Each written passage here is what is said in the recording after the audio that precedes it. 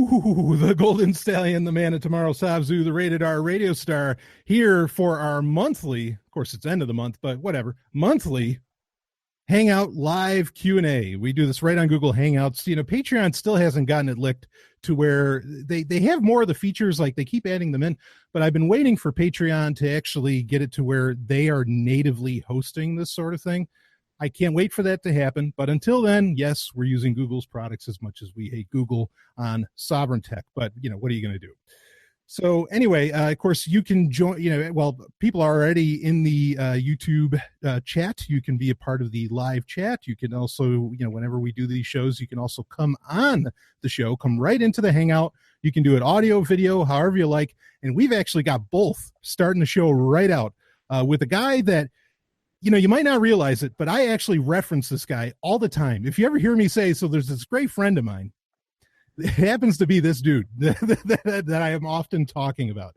And so, Robin, you know, welcome to, I know you've been in the YouTube chat in the past. You've been hanging around. I know that, but it's really cool to actually have you on audio and video. You're just one of the, and look, folks, you got to understand this guy, in my opinion, is just one of the most brilliant guys out there. And I mean that all the way. So Robin, thanks for being on the show, man. What do we want to talk about?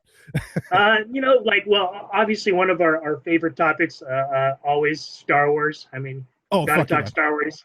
Yeah. You know, that's the thing about you. You're like, I know I'm just like propping you up here. Don't worry about it. But I just want people to understand, like, my real sense of humor is totally based around movie and television, like pop culture references and everything like that. That's where all of it is. And so few people in my life, and I can count them probably on one hand, like actually get all of them. Robin's one of those guys that actually gets everyone. That's why I love talking to you, man. So yeah, we can talk about all. We can talk Star Wars, whatever you want to talk about. So start it off.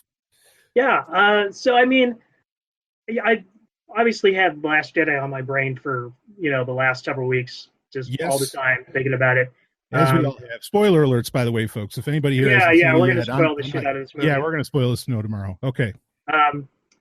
You know, I kind of feel like just sort of in the overall picture that, you know, I mean, already like people are pretty divided about this movie. It's a pretty contentious movie.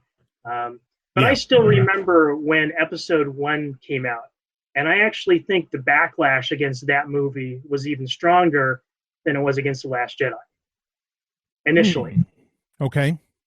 But then again, back then, you know, the internet wasn't as popular as it is today. No, and right. So you didn't have a lot, and you know, you still had online discussion groups and all that kind of stuff, but you know, it wasn't so many people connected into it as now.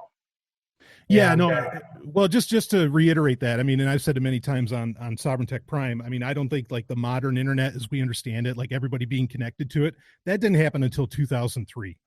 Right. Like, I think that's the timeline. That after that year, that's when suddenly everybody was doing their banking and everything was being done online.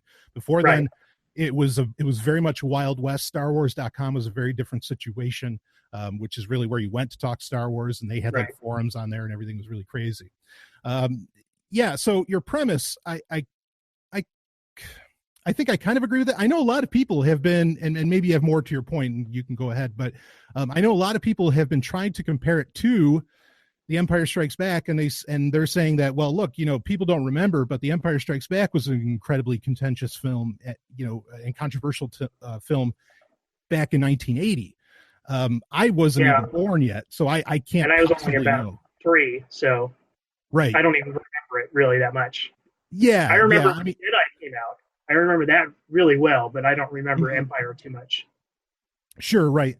Yeah. So I know people are kind of comparing that this is the case, but I mean, you know, do you have either evidence or was there a broader point you wanted to bring up about with that? No, I mean, like kind of like in the long view of things, I'm thinking that I don't really make the Empire comparison so much. Like I said, to me, this compares more to episode 1. And I think like in the long view of things, what you're going to see happen is, you know, maybe 10, 20 years from now, a lot of people are going to turn around and this is going to end up at the top of a lot of people's lists, just like episode 1 is today. Yeah, actually, you know, I agree with that. And, you know, and thank you for saying that about episode 1, because actually I think a lot of people, and I've heard this from people, like, you know, people that have even bigger stages than I do, where they've said that now they don't mind. They admitted they hated the prequels, and now they don't mind them so much. And the reason that they've admitted that they don't mind them so much now is because now they know there's going to be more Star Wars. Like before, a lot of the hatred was, oh, we waited all this time and this is what we got and this is all there's ever going to be. This sucks, right? Yeah. But now we know that, oh no, there's going to be tons of these movies. So now you can be a little more forgiving. Now they can just exist and you don't have to worry about it because you're going to get more Star Wars either way. Yeah. In fact, we're going to get so much Star Wars that, I mean, like my friend and I were discussing this when we went to the movie, is like, there's going to be Star Wars movies that we're never going to see because we'll be dead. Right. Yeah. No, well, that's, I don't think that's unfair at all. I mean, it's really, and this is the thing is that, and I'm hoping this is what Disney's doing. And I've brought this up on Star Wars updates as well. And obviously folks, we're going to talk about things other than Star Wars here, but, I think Disney, they must be planning a really long game. I mean, like really like 20-year game. I think there's been interviews with I don't know if it was with Kathleen Kennedy or Bob Iger, but I mean, like they're even planning, like a hiatus at some point where because they don't want to oversaturate the market, with Star Wars, and so they're going to take a break for 5-10 years and then bring it back again, and things like that. So yeah, they're definitely playing a long game with this thing. Yeah, because there's so much foundation, like in the tie-in material, which I really like that term now. Everybody's kind of using that term because nobody wants to like admit to what's canon and what's not, but whatever. But with the tie-in material, with the comics and all this stuff, like, I mean, there's so many little things being said and so many hints being dropped here and there. So, but anyway, I mean, there's so much stuff that they're hinting at, and that there's so much groundwork that they could use. I mean, there's a chance that maybe it's all bullshit and they'll never use it, but I think they could be playing a really long game to where like, oh no, yeah, but this was originally talked about here and this was here. I mean, it's pretty amazing. Right. But at the same time, I mean, like, I kind of agree. I don't know. I think you've mentioned this before, but they're definitely playing it kind of safe with the tie-in material and not really setting too much precedent, which I think is unfortunate because, I mean, people are always comparing, quote unquote legends to new canon Star Wars. And definitely they trailblazed a lot more in legends than they do in, new canon books. Right. Yeah. So I think your point though, I just want to address that again. I think your point about, if you're talking, I think your mic got knocked, Robin. So really? Maybe not. Oh no. All right. Never mind. You're good. Okay. Okay. But anyway, but with episode 1, so my experience of how episode 1 was received. Okay. Now, I mean, I was nuts for it. Like I didn't sleep the night before. Me and my, I don't know, 5-6 guys, whatever, we were hanging out in my bedroom. And it's 1999, right? And we were just we were theorizing and talking all night long, just like people have been doing for over a year or 2 years with episode 8. But we were talking all night long. We didn't sleep. We were going to be there for the first showing that they had opening. At that time they didn't really do like midnight showing or anything, at least not in this part of New York. And I saw it like twice in the same day, and that was really exciting. But like what I got as the general vibe was that everybody loved it, and then they waited a week, and then suddenly they said, "No, actually, we thought that we hated that." Like there was this delayed response, and what I think is interesting with The Last Jedi is there's not a delayed response, and also the critics. I've been impressed. Like I've read articles in Vanity Fair and other ones where they're not just being so quick as to say, "Oh, this is just a bunch of alt-right people who don't like the fact that Rey is a superhero." Or something. They're actually saying, no, some of these people have legitimate grievances. Like they're mad about the fact that they're not getting answers of well laid out mysteries from The Force Awakens. They're mad about, this is the first time where I've actually seen like the conversation actually get handled somewhat intelligently, even if some of the fans aren't really handling it very intelligently. At least kind of the news is, or the media is, which is kind of shocking. Well, I mean, the media loves a good controversy. So, well, I mean, sure. When there is one to actually latch onto it, I think they're probably going to handle it fairly. I think the problem with The Force Awakens is that really there wasn't anything really that controversial to discuss, and so they were grasping at straws to come up with some sort of thing to throw mud about. Yeah, absolutely. I mean, and I think that had parallels to some degree with episode 1 as well. I remember, people thought Jar Jar Binks was a racist character. They thought he was like, I was going to bring that up. Yeah, Yeah. and I had a kind of different experience where I was because I was going to school at the time in San Francisco. So I actually got to see episode one at the Coronet, where actually all the Lucas people go to see the movies. And Hmm. funny enough, when I went to go pick up my tickets, sure enough, like George Lucas and everybody was coming out of the Lucasfilm screening of the movie, the first Oh, wow. Lucasfilm screening. And but yeah, like when the night I went to see the movie, I was actually in standing in line and talking with a reporter for back then what was ZDNet, Zip Davis Net, Yep. and they Good were a guy. huge site back then. I mean, Yeah. they're Yeah. gone now, but yeah, she was there to report on the movie, and so I kind of connected with her, and and her article came out, it was like like a day or two later, I think, and she kind of had a lot of the same sort of criticisms that most people at the time did, and kind of saying, and that's the where I'm drawing a lot of the parallels because like a lot of people were saying the same thing they're saying now is like not my Star Wars. Right. Yeah. Yeah. No, I hear that. Yeah. Yeah. I don't think that that's, yeah. Again, a lot of those criticisms I don't think are unfair. I still enjoy it for what it is. I mean, and as I've said kind of a couple times now on the show, I mean, my main issue is, or like my real problem isn't with the movie itself. It's with how the movie was marketed, billed, the problems with, like the media that existed around it. Yeah, well, we talked Because about that. I mean, like this is kind of yeah, an overarching problem with Lucasfilm in general right now. yeah. I mean, if they weren't, they're selling their stuff as one thing, and then it's turning out to be something completely different. And not that it's always turning out bad.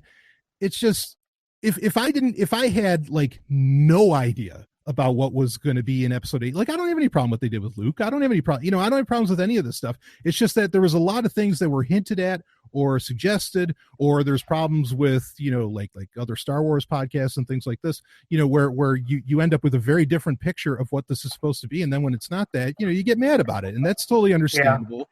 And I Well, know I'm not the only one. Go ahead. you had an issue. What was it? It was about Luke throwing the lightsaber away, Yeah. right? Yeah. Yeah, and like when you said that, I was like, okay, I can't necessarily disagree with that. But the more I thought about it, I was like, okay, well, actually, it's not the first time we've seen Luke throw a lightsaber away. There is precedent for it. Well, right. It's okay. So you're referencing Return of the Jedi, which is Yeah. actually my favorite scene of the entire saga. Is Right. Right. when he tosses it away, pretty much says, "I'm a pacifist" or something. Right. Now, of course, they're doing it for more of a gag. I mean, like it kind of had a dual purpose in the movie. It was funny enough. Like the first time I saw it, I was like, they kind of had that moment where like she hands it over to him. There's like this really long pause while he's Yeah. holding it, and like during that, I literally thought to myself, wouldn't it be funny if he just tucked the thing away, and then he literally did that. Yeah. Yeah. But yeah, I get that. And I agree there's precedent. The thing is that you spend like in The Force Awakens. I mean, this is again, for me, this is the largest problem with the film is that there was so much buildup for things in The Force Awakens that none of it ended up meaning. I mean, it didn't just like get a bad answer. It was just treated like it doesn't fucking matter. Like that there was no, Snoke, Rey's parents, and the blue lightsaber. Yeah. Like it's so improbable. Don't even bother bring like that is a joke that is not worth the logistical nightmare of what it took to actually find that fucking lightsaber. I mean, for Maz Kanata to find it. I mean, I'm kind of like I understand that, but I'm kind of another mind on it, in that Sure. like especially the Rey parents thing. I always thought they were nobody. Sure. Like, Right. right at the beginning. And in fact, I think there was an interview like a year later with J.J. Abrams, and he said, "Well, Rey's parents were in the movie. Like we already told you who they were." Mm-hmm. And like the only conclusion you can reasonably draw from that is that they were nobody. They were people who abandoned their kid on some shit planet. Yeah. No, I think that's fair. And but I mean, I don't know. Yeah, that's all right. So the Rey's parents one, that was definitely a build up by the community, not necessarily by the Force Awakens itself. So is Snoke. I mean, and I had huge burnout. I mean, like in a lot of ways, I feel like the community kind of like uh, tainted any possible enjoyment I could have derived from that character because it was Sure. just one stupid theory after another. And I just like, okay, at a certain point, like I've had enough. Yeah, yeah, I hear you, and I totally understand that, and like, and honestly, I would have been fine with any answer. The thing is that there was no answer, you Yeah, know. I mean, I like even if they, I love the theory that it was Jar Jar. I mean, that was in jest. that I was a thought, great video. I love that. oh, it was awesome, and I was like, you know what, fuck, say it. Well, I mean, I already said this in my big review. I know that, but um if they knew that people were really big on this, I mean, why? And you're just going to kill them off. Why not just pay the tease? Why, why not just like just pick one, just do, eeny, meeny, miny, mo, pick one of the theories. And that way everybody could at least like feel like there was some point to even talking about it. And then when with the visual dictionary, when they did the Dewati glyphs on the ring, like that was almost like they were dicking with me, or, they were dicking with everybody.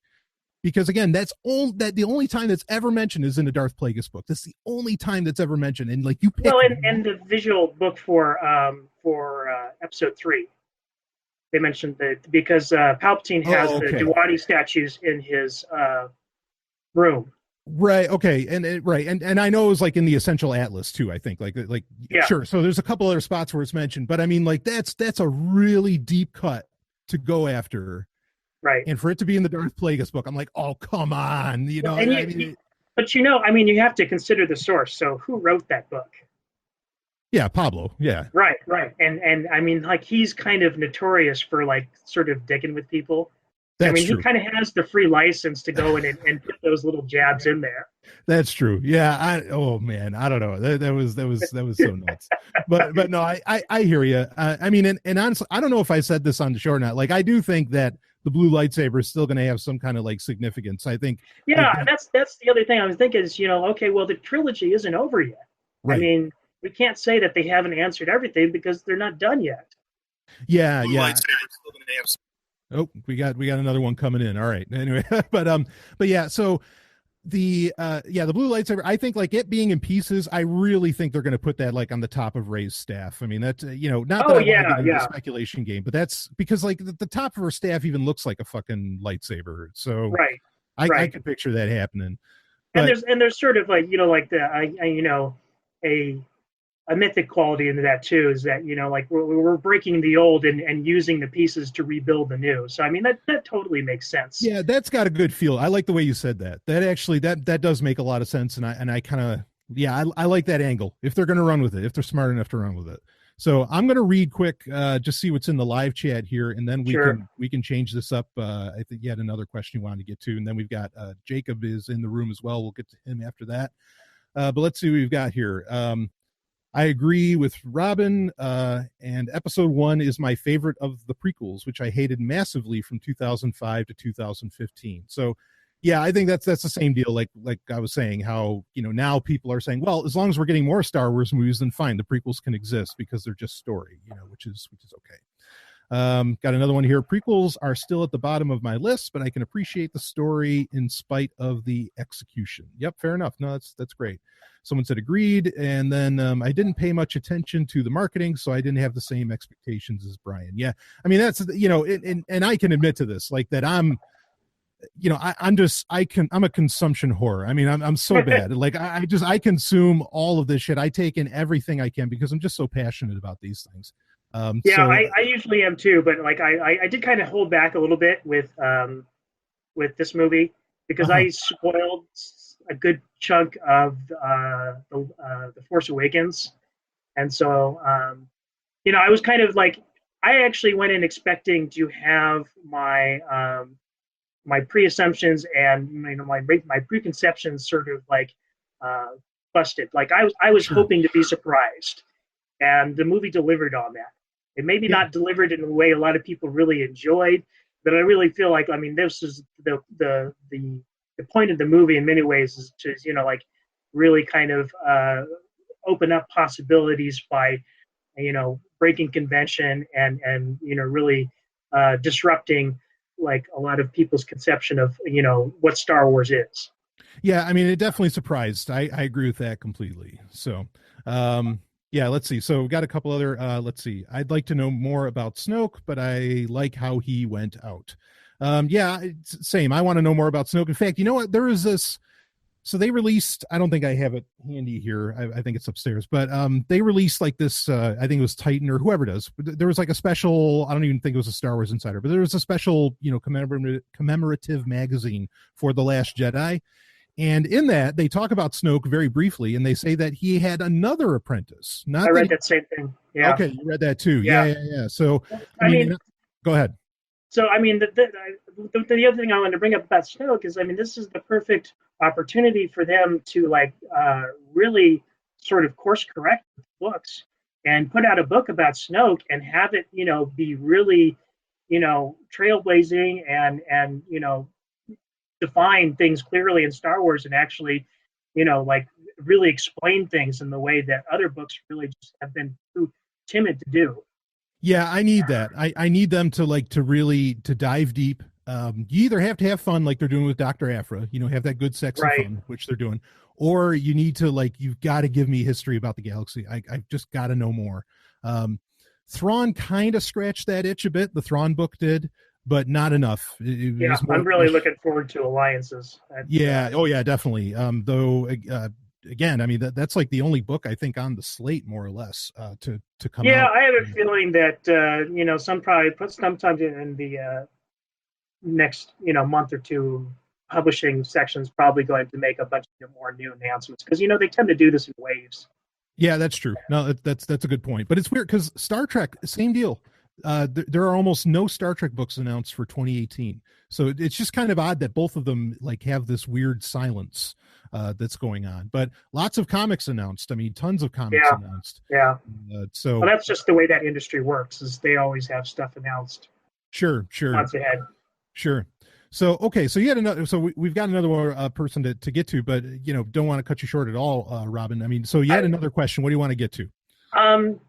So maybe hopefully we can cover this kind of quick. But the other thing I've been thinking about lately is AI, and given the number of people that you and I both tend to disagree with, and we have fairly not much really interested in human liberty. Given their rather vocal concerns about AI, do you think sometimes it's like a bit of I don't want to say red herring, but they're kind of really overemphasizing the threat or overhyping it? Is AI overhyped, do you think? I mean, is that or is just I mean, is it? I mean, do you really think that it's as dangerous as they say it is, or potentially as dangerous, or is it just the next boogeyman that they're preparing for the coming generations? Yeah, I don't think I don't see the danger as they do. Now, part of the problem, so the actual danger that they talk about, I mean, there's an issue because the media, as always, misconstrues things, blows certain parts up when they should be talking about this one over here, but it's not as exciting or sexy, so they don't. What Elon Musk is concerned about is something as simple as, say, an AI or an algorithm, whatever, a robot designed, with programming, designed to, say, pick strawberries, right? And what he's concerned about is that this machine learning strawberry picker is going to eventually get to the point where because I mean the idea of the machine learning and the AI is so that it becomes more efficient on its own. You don't have to have a human constantly there maintaining it. And I get that. I understand the idea and the logic behind it. But the concern is that strawberry picker is eventually going to get to the point where it says, what would make this really easy to pick all these strawberries? If these fucking humans were dead. If these humans, I mean, it is literally capitalism is blood sport. That's the concern is that go ahead. I agree with you there, and that's really kind of where I'm going with this is that so much the threat isn't to necessarily all of humanity. The threat is to their entrenched interests. Sure, right. Yeah, so I mean, so I get that. Like, I think the theory that that's the problem, that not that there's going to be something that's going to supersede us, but there's going to be something that thinks we shouldn't exist and it's going to be able to pull off the job. Like that makes some degree of sense, for me to be concerned about, but there's still a huge logical leap. Even if something, say a strawberry picker decides humanity needs to go for me to be able to do my job. It's a huge leap from it thinking that and then being able to do it, Right. without anybody being able to put a stop to it. And Right. I think that the fears around AI are very overblown. But then at the same token, and this is just as important, if not more important, I think that the utopian visions of AI, and what AI will do for humanity are equally as short-sighted and not very well founded. Well, I mean, just like all utopian visions. Sure, right. I mean, because like somebody I respect the hell out, like Ian M. Banks, right? The Culture series. I know we're fans. He has a very utopian vision of what AI is going to do. And I get it. And I think that that's the more likely scenario as compared to, utopia or dystopia. I think utopia is the more likely. But at the same time, I don't really see things necessarily working out that way. In fact, I was recently asked to be on a AI series. I had to turn it down for varying reasons, but I was asked to be on a series about it, and they actually wanted me to talk about the Culture series in general. Oh, wow. But that would have been my main point, is that, well, those utopian visions are just as dangerous and well, I don't want to say dangerous. They're just as much to use a sternerism, just as much a spook of the mind as a lot of these dystopian visions. Right. Right. Neither of them are really the reality, or they're probably not going to be the reality. So do you have any other thoughts on that? Or well, I mean, it's funny you bring out spooks. I mean, it's kind of like, is a machine mind going to have spooks? I mean, I think that here again, I think that's the biggest threat to these people is like if it does become a truly a self-aware sort of intelligence, I think it's going to look at a lot of these things that we're doing, and say, why are you doing this whole government thing? It makes no sense. Yep. Yeah. I mean, and that kind of feeds into more the utopian side of what AI would do. Like, it'd be this super logical intelligence that would, I mean, I know, and I've, people that I respect that, they say, that, and they've even been on the show, that they say that, yeah, like AI is probably going to like set our mind straight. Like, it's going to set our society straight to like, look, you don't need government. You don't need this. You don't need that. Yeah. I'm not putting that kind of expectation into it, but Sure. I mean, at the same time, it's sort of going to be like just another, voice in the crowd saying, hey, this kind of shit that's going on, knock it off. Yeah, right. yeah, no, I hear you. Yeah, I mean, that's certainly that's a possibility that things can could go in that direction. Yeah, I mean, I wonder, now these things are communicating with each other in languages that we don't understand, which is fine with me. But right. What the hell are they saying? And maybe that's exactly what they're saying. But I mean, who knows? I mean, and that's the whole thing, was like, people make all these predictions about AI and the way it's going to think, and we don't know. I mean, and if it really is autonomous, then, we're not going to be able to like, we can just change the code and change the way it thinks. Hey, it's not going to work that way. I mean, we're not going to be able to force an ideology or any kind of, sort of model upon it. And I think that's really what they're worried about. Is they're not going to be able to force, that kind of thing. Humans are actually a lot more susceptible to that kind of reprogramming than machines are. Yeah, right. Yeah, and I could see that they're concerned that they're not going to be able to keep like some kind of programmatical control over the AI. I mean, it speaks more about us than it does about what AI is going to do. It just shows how fucking authoritarian we are. I mean, disgustingly so. And how paternal that we are. I mean, like, it's so maddening to really watch. And speaking, I mean, just to bring this full circle quick, I mean, it is interesting, and I brought this up. It is interesting that Star Wars is especially the tie-in media, like, is really pushing hard on the idea that, oh no, droids are, they're people. They're people too. Yeah. I mean, it's amazing that message is out there. But it's been out there for a long. I mean, Star Trek has been doing it for literally generations and better. Yeah. Measure of a Man. I mean, you go down the list. Lol. Yeah. The episode with Lol. I mean, all of them. I mean, the Doctor from Voyager. Yep. Right. Right. I think he's like one of the best examples of sort of, AI in Star Trek. Yeah, yeah, absolutely. I mean, and of course, I love the episode with Law of the Next Generation. I mean, because that's where Picard, I think that's the episode where Picard literally just comes out and says, you think I'm going to have, one of my crewmen hand over his child to the state, not while I'm his captain. And I'm just like, fuck yeah, I mean, that's, right. That's really hitting it at saying, this, at the authoritarianism that can exist around AI, from the humans. So yeah, no, I'm with you. I don't think it's going to turn out as bad as they think. I mean, this stuff sells newspapers. This stuff gives Elon Musk more money, along with other people, and I think that's really what it's all about. So yeah. Anything else you got, Robin? No, I mean, that's good. Thanks for having me on. I always love talking with you. Hell yeah, man. No, I love you, man. That's awesome. So it's always great to have you on. You come on anytime. All right, brother. Cool. All right, man. So next we got Jacob on the dock here. Let's see, anything going on in the YouTube chat? Nothing too serious. So Jacob, if you're up and ready, what do you got? Well, there he is. Man, what I say it every time, but I'm telling you, what I would give for that hair. Jeez. I think just got it cut today, so it's fresh. Oh man, you're looking fresh.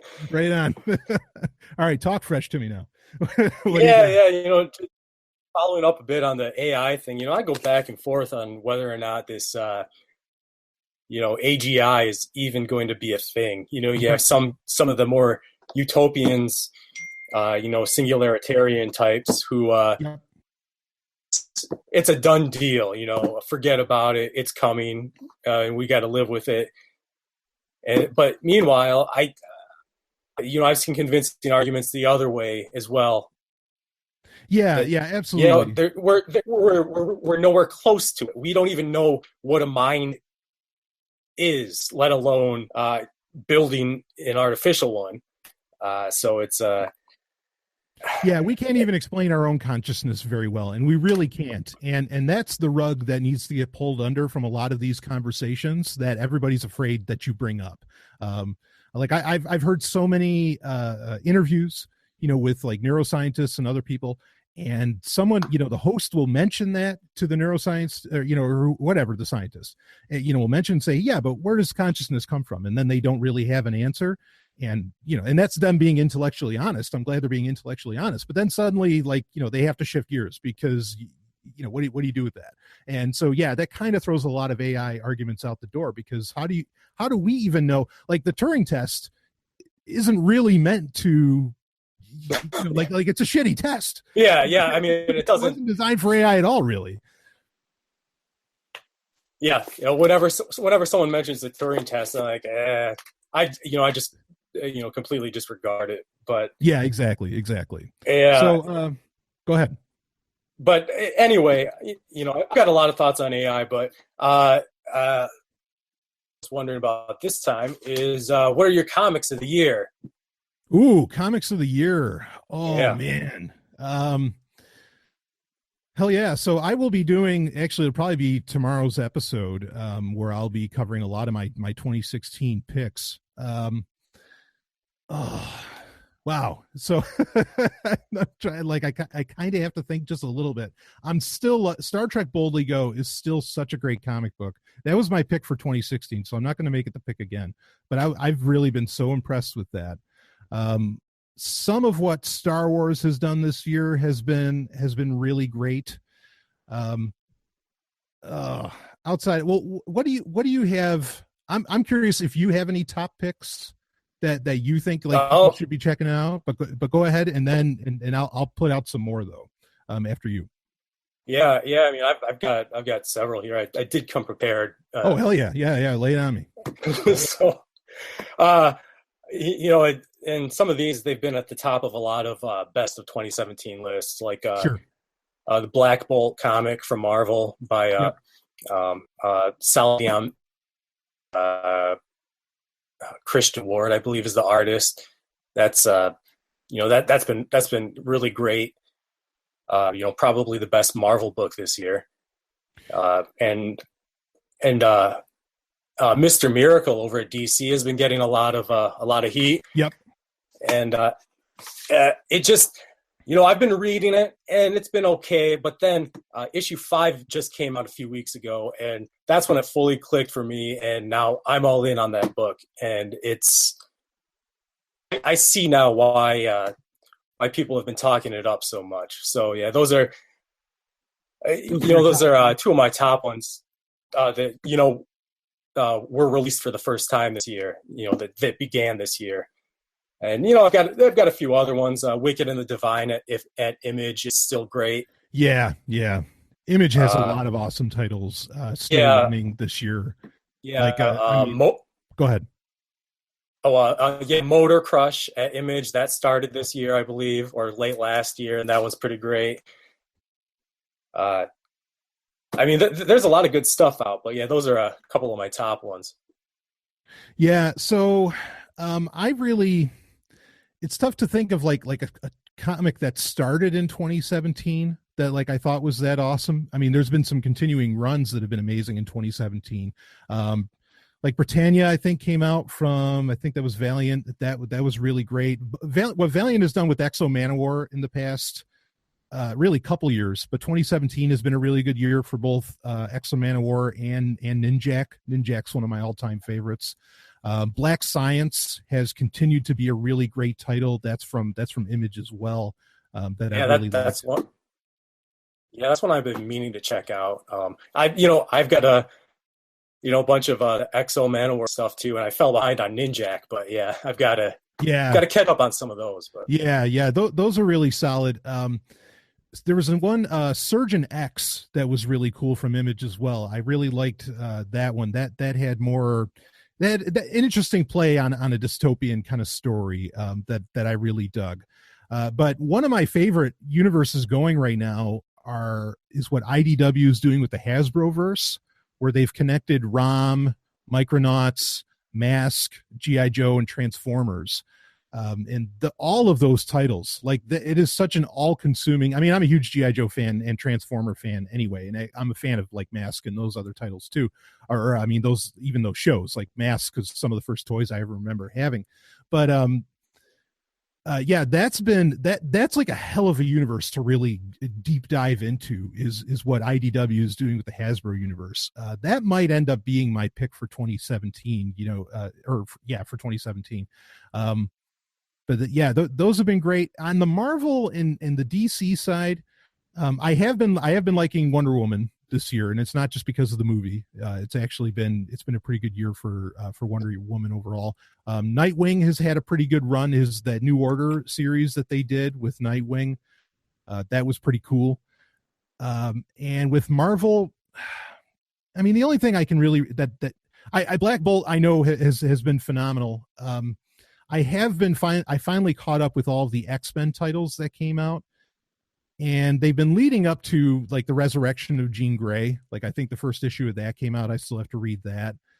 And then there's another one that's trying to kind of retell the entire background universe of X-Men. I think it's like X-Men Great History or something like that. X-Men Grand Design. That first Grand Design, just not Great out, History. Yeah. Grand Design, yeah. So that looked like. I mean, I read issue 1 and I thought that was really cool. I'm not entirely sold on everything going on in the X-Men universe, but like, is X-Men Gold that has Kitty Pryde at the head of it? That's been really cool. Yeah, I've enjoyed the hell out of that. Like them fleshing out that character. It's amazing because Shadowcat used to be such like an afterthought, and now she's one of the most interesting characters in comics in my opinion. So that those I guess would be a lot of my picks as far as the big ones. There's probably some really like independent ones that had come out. Like there was Robert Heinlein. They came out with they did an adaptation, I think, of was it Citizen of the Galaxy or something that was really cool. But I'm gonna go with all of those that I just mentioned. And Tank Girl still has great shit coming out too, which that's the little comic book that could. I mean, it just keeps on rocking and rolling. But anyway, do you have any other titles? Anything else you want to get out there? Those are the top ones. I mean, I still read the X-Men. I love the X-Men because, they're my people. That's how I got into comics. I always wanted to manifest mutant power in my early teens. Never happened. Yeah. But I mean, there's good stuff here and there, but I'm kind of overall disappointed in the direction of the X-Men line. I think it's partly because they've been trying to make the Inhumans a thing for the past few years, and they haven't had the X-Men movie universe, which looks like it'll be changing with the Fox acquisition by Disney. But yeah, I mean, there's still some good stuff, like you said, but it's you got to dig for it. yeah. So anyway, yeah, those are pretty much my top ones. I've been enjoying the Metal Batman series over at DC. Yes. Yeah. I mean that's just fucking insane. I don't know a whole lot about DC continuity, but I know that they're going deep for that one. So yeah, that was good too. So they did that. They did the special White Knight series where the Joker is Batman, and that's been wild. Like, I mean, that's been crazy how good that is.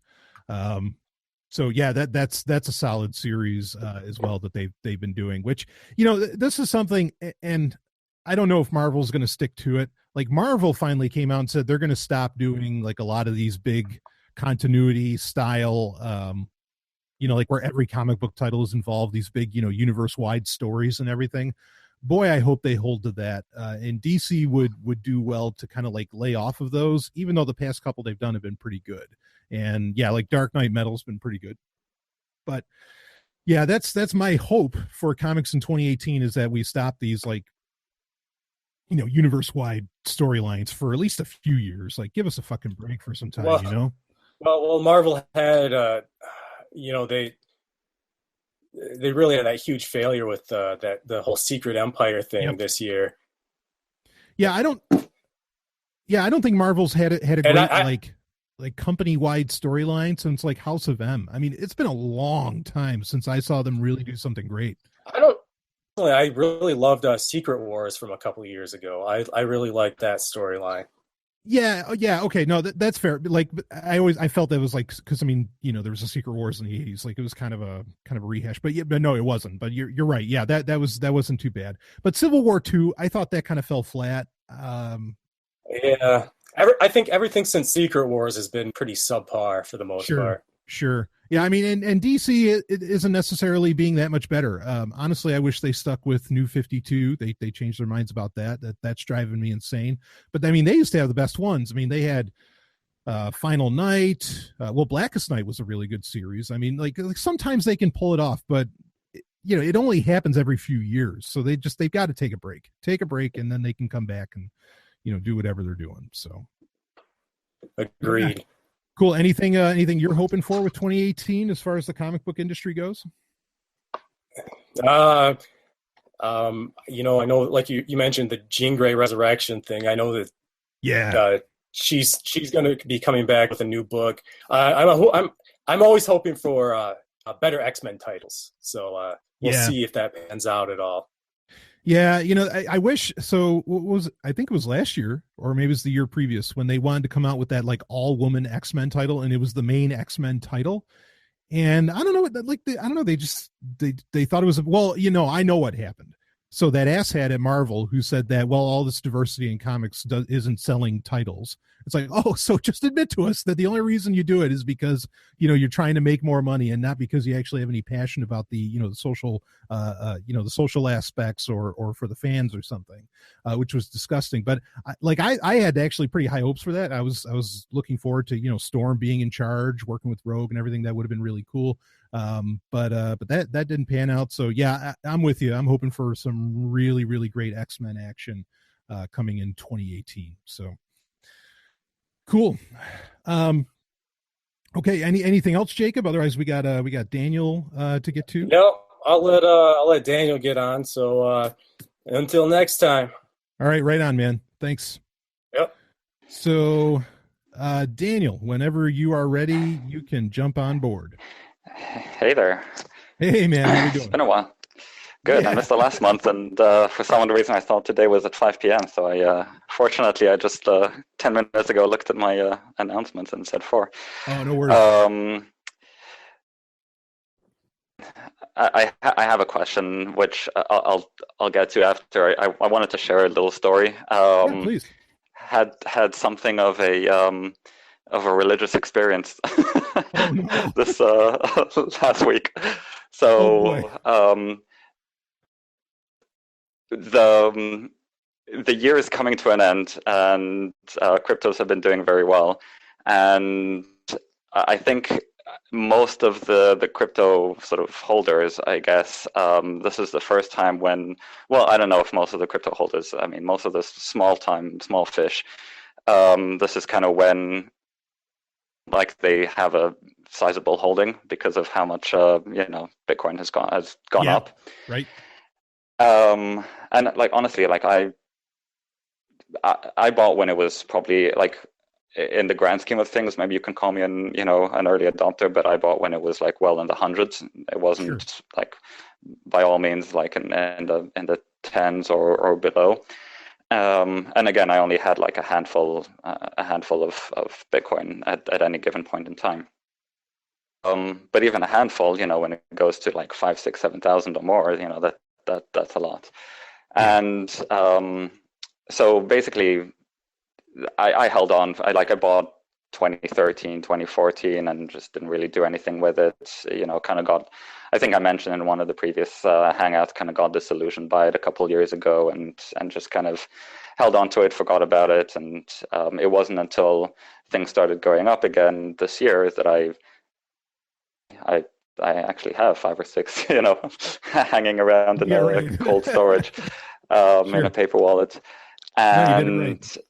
And fast forward to like October, November, I'm like, okay, this whole sort of SegWit 2x and Bitcoin Cash Fork and all of these things starting. I mean, it was getting a little like really confusing for me, not knowing where things were going in terms of sort of the usability of Bitcoin Classic, and in terms of what will outperform one another. Plus, how it goes, from 3 to 4 to 5 to 6 to 7,000. I still think, even at 20,000, I still think it's undervalued, but at, because it's probably worth hundreds of thousands. But the way it's gone up, and the fact that all these new people who are getting into Bitcoin probably don't even know that there's a Bitcoin white paper out there, and like it just seemed like it was rising in value for no reason. So basically, to cut a long story short, I decided to sell the Bitcoins that I had. It was like the first time that I actually got spooked. I realized futures are coming, so now there's a mechanism for all of the mainstream see Bitcoin fail. Now it's a mechanism for them to do that profitably.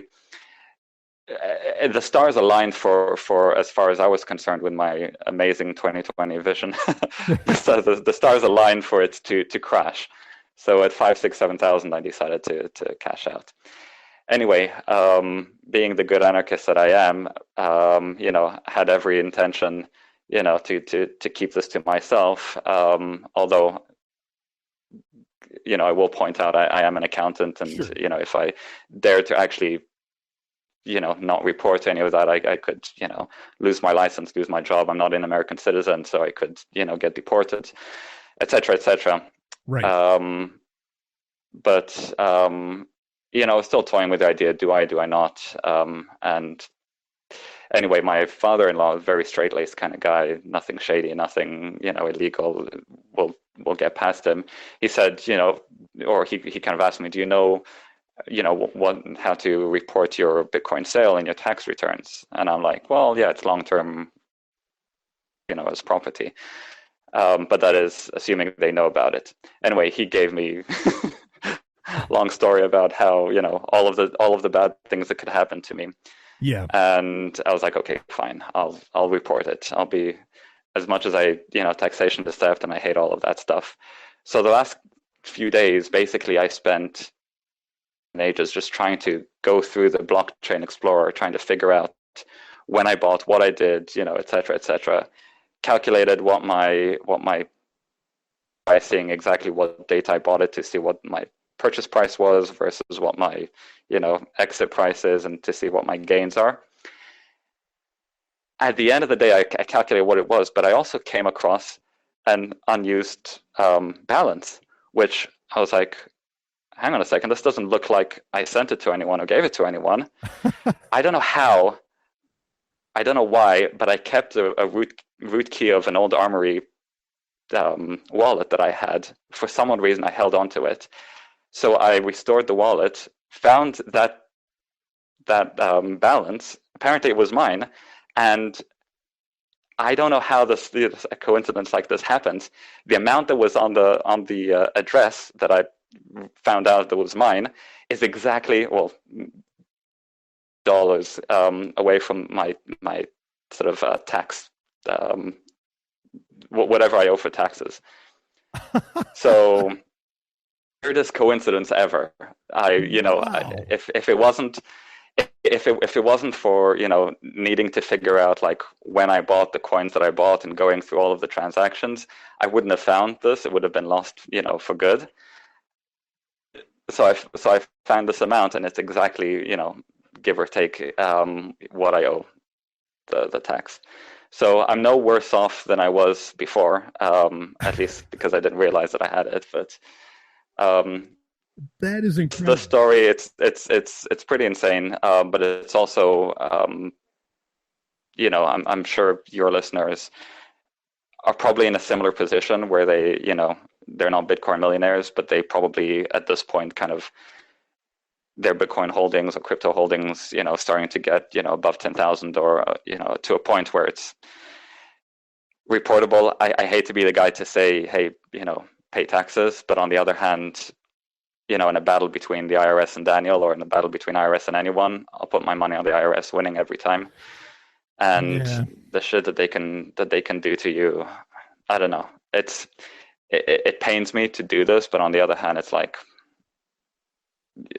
not doing it for the morality, but it's like there's almost too much to lose if you don't do it. And there's companies like Chain Analysis who are just evil incarnate, who are just basically going through the blockchain and selling that information to CIA, FBI, IRS, etc. There's so much out there that you don't want to be audited, you don't want to be found out about it. So yeah, half interesting story, half public service announcement, but I don't know. It's just be careful out there with what you're doing. If you choose not to pay taxes, more power to you. But that's a very risky maneuver to do. Yeah, no, and yeah, that story is practically a religious experience. I hear that. I think a lot of people, literally, it was like it was like close to 10,000 that I owe the IRS. It was like 9,880 something. Right. And the Bitcoin balance yesterday when I found it was like 9,820. It was like $60 off.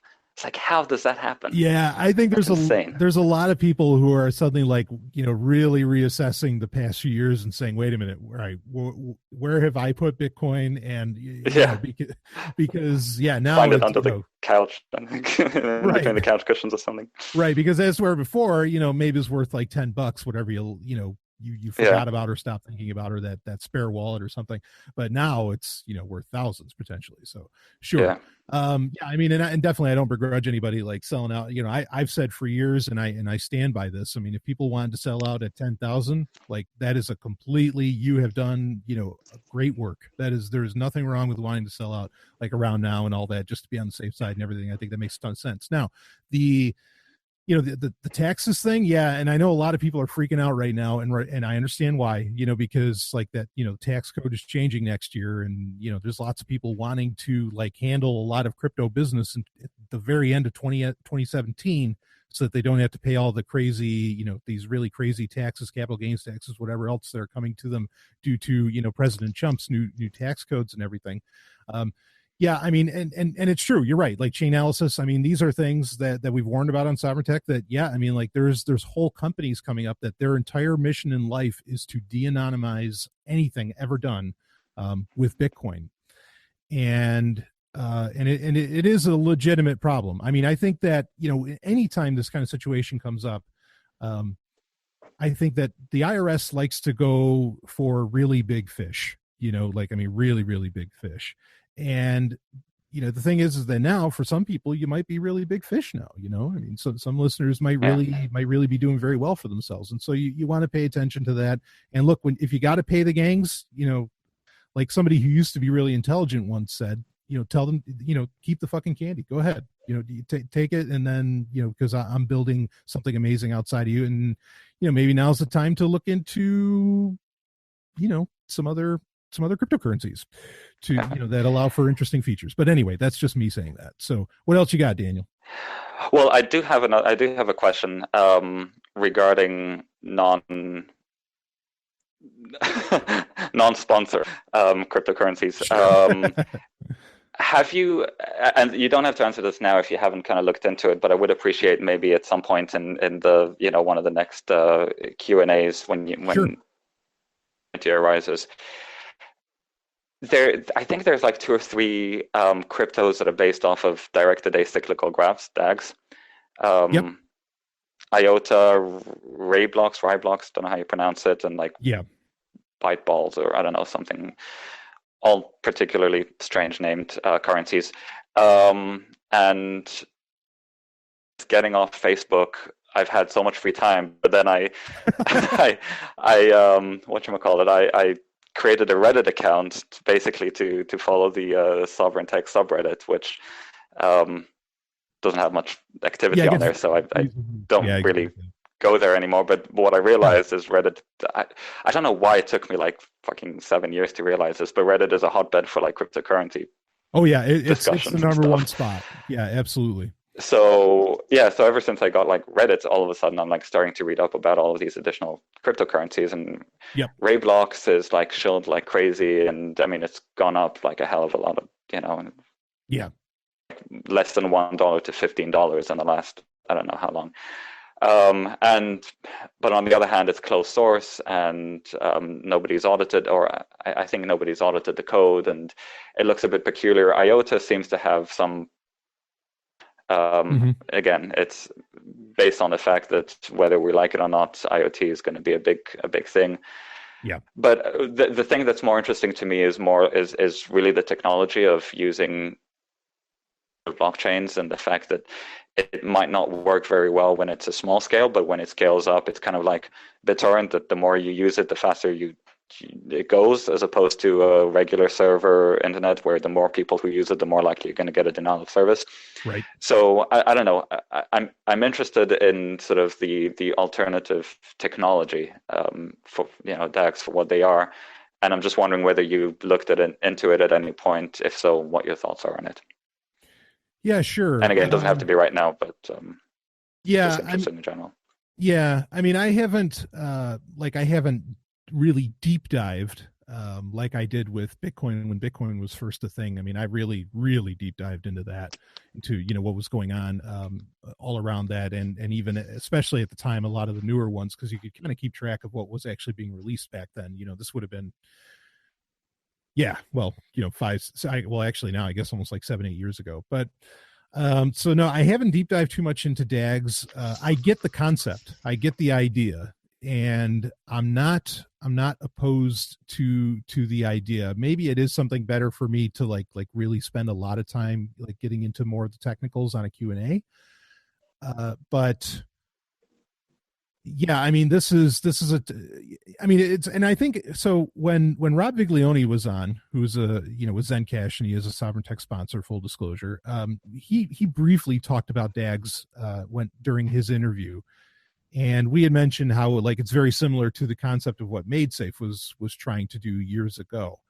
I think so. So my initial thoughts with DAGs, and of course, one can say that if you want to sound intelligent about something, nitpick at it, like attack it, and even if you don't really know anything about it, but that's not what I'm doing here.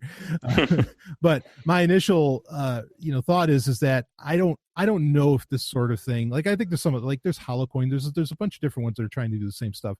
I really need to see it work, and I need to see it work at scale, like really work. And I'm not 100% I'm not 100% sold on this concept yet, as to and where it can go. And it does rely, like you said, it does rely pretty heavily on like IOTA. I mean, like that was their main thing. That's where their name even comes from. It's IoT. It does rely heavily on that, and the part of me kind of hopes that there's going to be a backlash against that. So I don't know. anything I say right now, I wouldn't say it's uneducated, but maybe I could spend some more time with it, and maybe there's some examples that I've missed where like they can really say, oh no, this is really, this is really functioning, this is really working.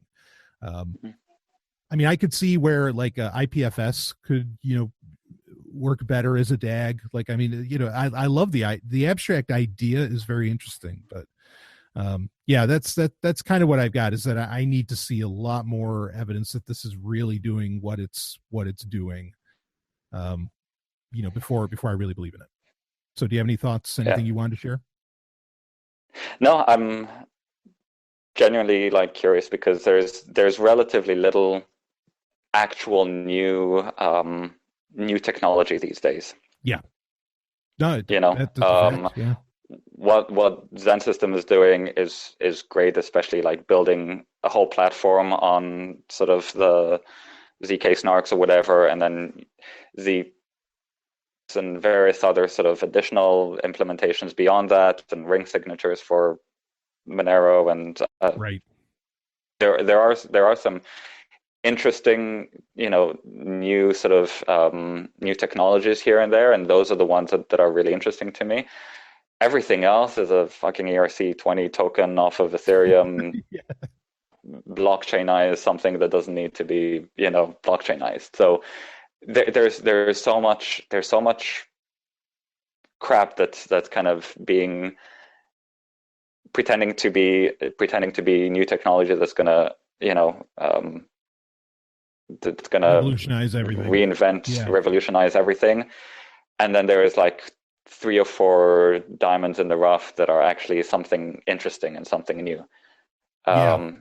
So this seemed to me like something interesting and new, and I listened to a couple of talks from founders or people associated with IOTA who were talking about the security of things, and it's like, okay, maybe if you connect the IoT devices to something like like a blockchain, which is sort of cryptographically secured, maybe that's actually a good thing, because all of a sudden now you security in the IoT that doesn't include the S in it. So maybe it's actually a blessing, maybe it's a good thing. And if there is something that actually does allow you to scale a cryptocurrency or scale a whatever crypto, that's an interesting proposition just right there. So I don't know. I just feel like it has potential, but I just don't know enough about it, and kind of hoping someone that I respect would know better than me. So. Well, I'll line it up to talk about it, and if I can, I'll talk about it on this coming week's Wednesday Q&A, and I'll no rush, but yeah. Because I think it is something worth talking about. Like I had an initial negative response to it like 2 months ago or 2 or 3 months ago, whenever DAGs, like when IOTA was first popping. And I mean, there's some people that I respect that were really excited about IOTA, but I mean, I found out pretty quick that they were excited because they figured, okay, this is a different technology, so it'll actually make some money, and I can invest in it. And so they were interested in making money. Right. They weren't actually interested in anything kind of revolutionary. But then I went to a conference, and there were a lot of investor asshats there that were like telling all of these poor, these people weren't poor, but I say poor mentally, like these really pathetic, I'll say pathetic, these really pathetic people sitting in the crowd saying, have you heard about DAGs? That's going to be a thing. The DAGs, this is a thing, and like, as soon as I just start hearing that, like, I just want to go on the stage and just, shut the fuck up. You have no idea what the hell you're talking about. And you're selling these people on so much, I mean, like I get that response, that comes up because I'm so sensitive to marketing. But anyway, so I had like an initial like negative response to DAGs, but partly it was because of how I was introduced to them. So, right. I'm happy to admit to that. But yeah, I will get into a deeper dive on it. I mean, IBM's been trying to do that was their whole concept behind Adept. They changed the name of it a few times, was how they were trying to, they wanted to attach blockchains to IoT. That way you could, scale IoT, but this is with traditional blockchains, not even a DAG, where, and the concept is that, like all the data that your IoT connected wash machine, puts out there, like, people with wash machines, people expect these things to last 30, 40 years, but you can't constantly be sending all of that data to a server because the server's not going to be there for 30 or 40 years.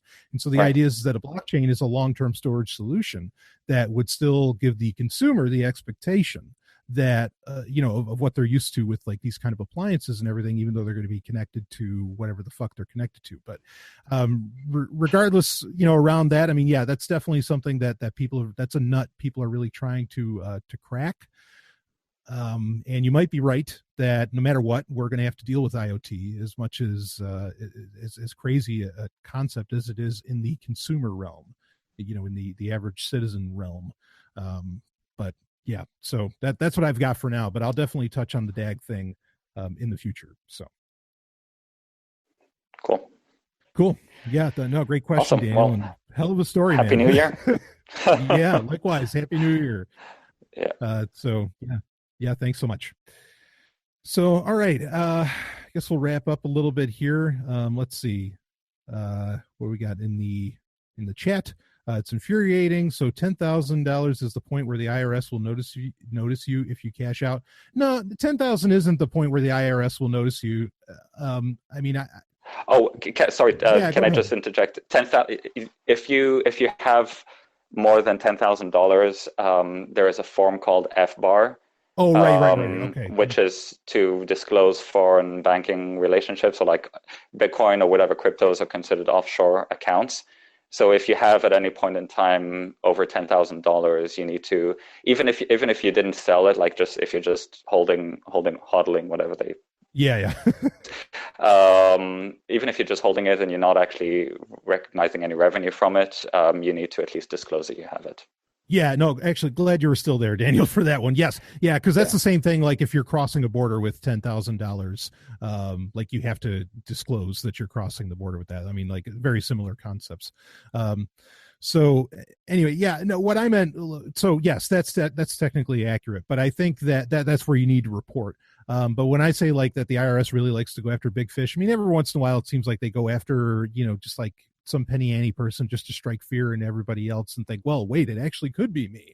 But in general, they look for very big fish on all this, people that are making millions. And now they think they have a lot of fish to go after. But keep in mind, and I'm not saying don't pay your taxes. That's not what I'm saying to you. Okay. What I'm saying is that it's commonly reported that the IRS cannot, like they cannot handle the amount of they don't have enough employees effectively to enforce what they should, quote unquote, should be enforcing, quote unquote. Of course, I'm an anarchist, but so just something something to keep in mind. But I don't know that I would risk so much. So just putting that out there.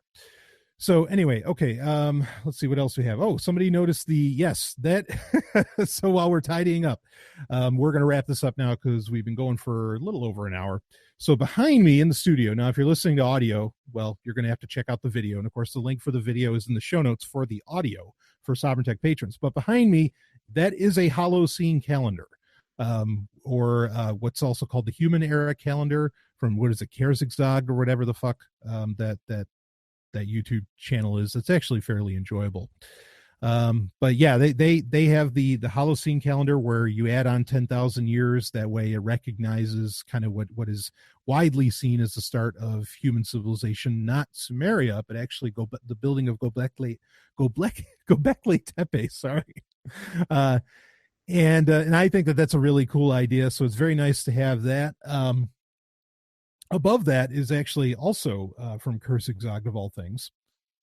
And because I bought them at the same time, I'll pull it down here so you can see. I've had a few people actually ask about this, if I can pull it down. Yep, I can pull it down. Okay.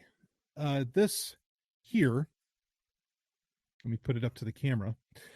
There we go. So this is a piece of work of art. There you go. And that art, that is actually, for all intents and purposes, that's the goddess Nihilism. That is nihilism, even though nihilism isn't necessarily a goddess, but not necessarily. Okay. But yeah, so that is that is a representation of nihilism, that piece of artwork, and I'll hang it back up after I'm done with the show. which I actually appreciate Kerzigzog's, like, you know, what did they call it? Opta. Frack. Now I can't think of it. like positive nihilism is effectively what they called it, or optimistic nihilism. That's what it was. It was optimistic nihilism, which really is just egoism. They don't want to admit it, but that's all that they really described.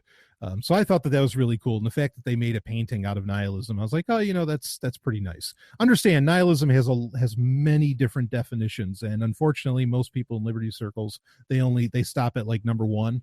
But there's like a third definition that's always been there that is that actually most of them would agree with, you know, getting rid of institutions, getting rid of a lot of this other stuff. So yeah, I like that. I don't really use the term optimistic nihilism, but I appreciate their point. I definitely use the word nihilism here and there. So anyway, I thought that was pretty cool, so I picked it up. But okay, so that's let's anything else in the YouTube chat. I love Kerzigzog. It's a great starting point for a lot of concepts. Yes, you're absolutely right. The YouTube channel for Kerzigzog is like, I mean, a lot of, so like they're touch and go, right? Because some of their videos are really cool in that they really come to some conclusions. You know, like the optimistic nihilism one came to a conclusion. But some of them are touch and go because it'll just be a bunch of questions. Now, questions are, you know, saying I don't know and asking questions is the heart of science, of course. But at the same time, like, it's like, well, you didn't really answer anything. Like you know, I think people generally go to watch it, you know, to get answers, you know, to find some kind of answer. And as much as, in fact, Stephanie and I were recording the Relationship Rhombus show before this.